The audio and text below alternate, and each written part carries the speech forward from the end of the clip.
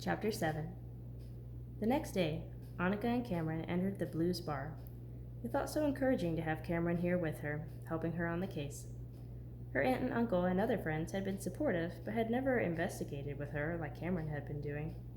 It also didn't hurt to have a male figure with her, especially in Houston. Though she had her license to carry a gun and was quite the shot, she felt safer with Cameron by her side. Besides, she only had her 9mm to protect herself in a life or death situation. She wasn't going to use it unless it was absolutely necessary. Annika, there you are! The man behind the counter, Joe Bronson, was stout in size and heart. It has been too long, young lady. Where have you been? Everywhere, working hard. Have you been? How's Runner? I've been fine, and my pit bull is good, but he's getting old like his owner. All he wants to do is lie around and eat. Think I'll rename him Sleeper. They laughed, and Annika patted Cameron's shoulder. Speaking of names, this is my partner, Cameron. You got a PI partner? Business must be good. Cameron put up his hands. Oh no, I'm not a PI. I'm only a pediatrician, just helping out a good friend. Joe shook hands with him. Well, pleased to meet you, Doc. Thank you, sir. You too. Well, Annika began, you told me you have some info for me. Let's hear it. He grabbed a glass. Not so fast. What do you have first? Just my usual soda, thanks. Cam? Water. Another positive. Cameron didn't drink. After seeing firsthand the effects alcohol could have on someone, Annika avoided it at all costs. Joe poured their selections into glasses. So, a guy comes in here the other day. I pour him a drink, and we start talking about this and that. I happen to mention you in the murder case. It's like a light bulb goes off in this guy's head. He says he was here at this bar the night of the murder, and he thinks he knows who did it. Annika nearly choked on her first sip. What? Yeah, and I said, what? You must be crazy. How can you be so sure? He answers that the guy sitting next to him said he was going to do the killing that night. Did he mention who it was, she asked. No, he wanted to talk to you directly about that. Cameron rested his elbows on the counter. Why would he want to do that? So he can get a little compensation, Annika answered, rubbing her fingers together for emphasis. She looked back at Joe. What's his name, and where can I find him? 30 minutes later, Cameron and Annika walked into the warehouse Joe had directed them to. Cameron leaned against the counter in his usual relaxed manner. Excuse me, we're looking for a Roger Ford. Is he here? The girl turned to her left. Roger, there's someone here to see you. A man with a baseball cap and a 5 o'clock shadow walked over. Yeah? Annika cleared her throat. Mr. Ford, I'm Annika Vienta, PI. You told Joe Bronson you had some information for me? Oh, right. Well, I was kind of drinking that night, and at the sight of the $100 bill Annika pulled out, he switched gears. But not so drunk I don't remember what I heard.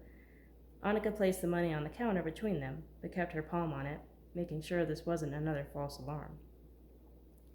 Well, 3 years ago, he began, I was sitting there in the Blues Bar, minding my own business, when this guy starts complaining, ranting and raving about how unfair life has been to him.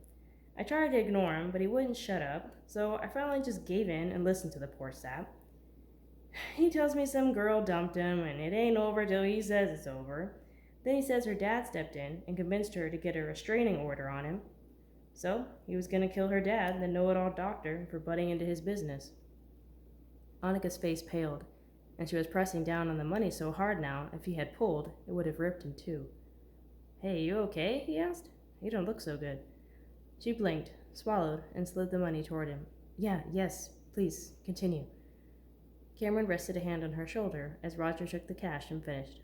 Well, he says he's going to go kill the guy and leaves right afterward. End of story. Her eyebrows furrowed. Why didn't you tell the police about this earlier? I don't talk to cops, he stated. And he was so drunk. I didn't think it was serious. Besides, I got arrested later that night for getting in a fight with someone. Then it just slipped my mind until a couple days ago, when Joe brought it up. What's the guy's name? The guy you talked to? He shrugged. I don't know. Didn't ask. Digging into her purse, Annika pulled out a picture of Maxwell Collins. Is this him? Roger took it from her, examining the snapshot for a moment. Yeah, that's him all right. Annika smiled, stuffing the photo back in her purse. Thank you, sir. Thank you very much. Sure, he said, heading back to work. Annika turned toward the exit, with Cameron beside her. Determination flowed through her veins, but she tried to keep her enthusiasm to a minimum. She'd been fooled before. Besides, Roger Fort was only an ear witness. He didn't see Maxwell Collins at the scene of the crime or witness the murder itself.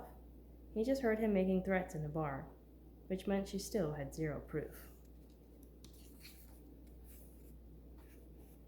Breathe, Annika, breathe. Cameron's here with you. You're safe. Annika knocked on Maxwell's front door and took a step back, willing her heartbeat to slow to a normal rate. She'd questioned Maxwell time and time again, and still, it never got any easier.